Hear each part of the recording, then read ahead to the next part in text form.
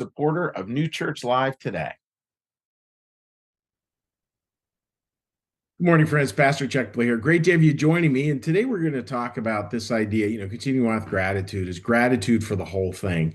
And it's this idea that, that in life that all the stages somehow belong. There are some that are incredibly painful, painful beyond all belief. And it's not that those stages are good per se or that God inflicts them on us. The exact opposite is true. They're part of life, and God joins us in that kind of sorrow.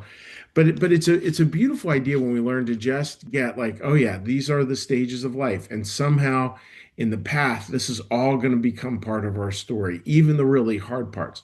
They're there, they're part of our story, and we can't sort of skip over stages to get right to the end. And then there is something about that, right? Where we just go, okay, my job is to be grateful for life with a capital L. And it's the whole thing, the whole kit and caboodle. So let me read for you a little passage I think that points towards this. This is from the book Secrets of Heaven, 3016. What it's talking about is ages. So when the word mentions increasing ages and oldness, in other words, the Bible talks about people's aging, the angels present with the person can only picture the stage of life they had reached, the stage people reach when they finish life's different eras, including the last. In other words, they gradually picture themselves ridding themselves of what is human and taking on what is heavenly. Human life from infancy to old age is nothing but advancement from the world to heaven. That's such a beautiful idea. The idea that it's always this journey home, and we're always advancing that direction. And that with the story, there's going to be these different stages. And it's easy to look at a stage and to look at a certain, slice of time and think, wow, that was a lost era. And, it certainly might feel that way. And certainly, if we had it to do over again, we would do it over again. Totally get that.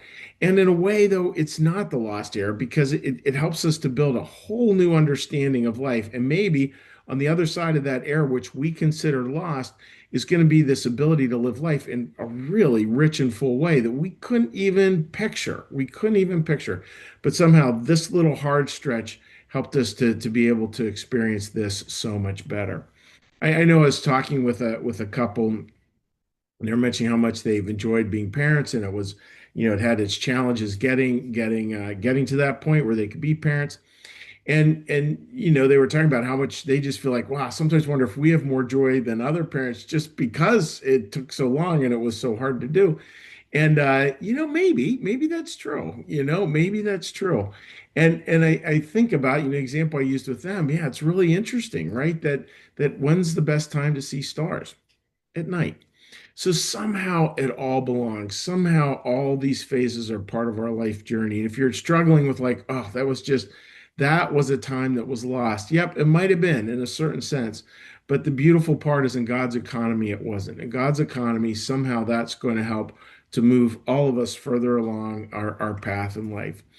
And and yeah, I always feel like I want to address those people who are dealing with loss, especially around the holiday season. That can feel very true. It's certainly, we'd never want to look at the loss of anyone. And again, I just lost my dad. I never want to look at the loss of anyone as a net benefit. That is not true, and that is cruel to say. And that's why you be super careful if you're using language around everything happens for a reason. I don't really believe that, frankly, because I've seen just too much heartbreak out there.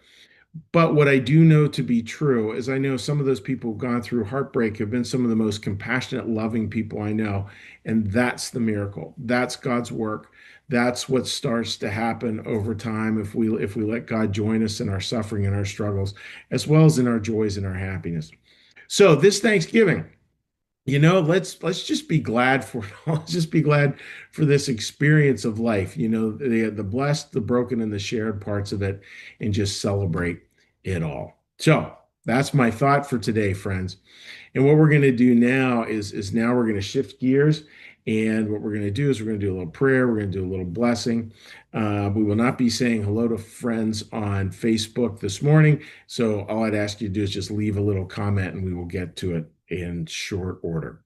So with that, dear friends, let's get a little breath and listen to the prayer bomb.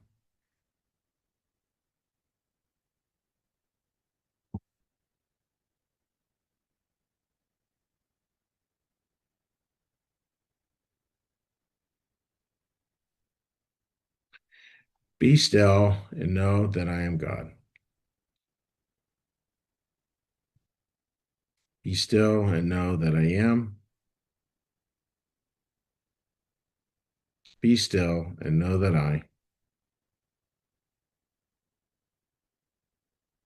Be still and know that. Be still and know. Be still and.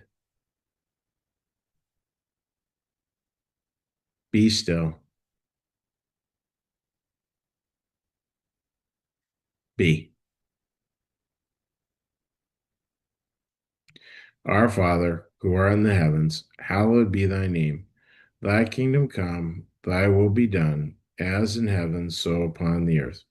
Give us this day our daily bread, and forgive us our debts, as we also forgive our debtors. And lead us not into temptation, but deliver us from evil. For thine is the kingdom, and the power, and the glory forever. Amen. May the Lord bless you and keep you. May the Lord make his face to shine upon you and be gracious unto you. May the Lord lift up his countenance upon you, bring you peace, and bring you home. All right, dear friends, wishing you a great couple of days here as we get ready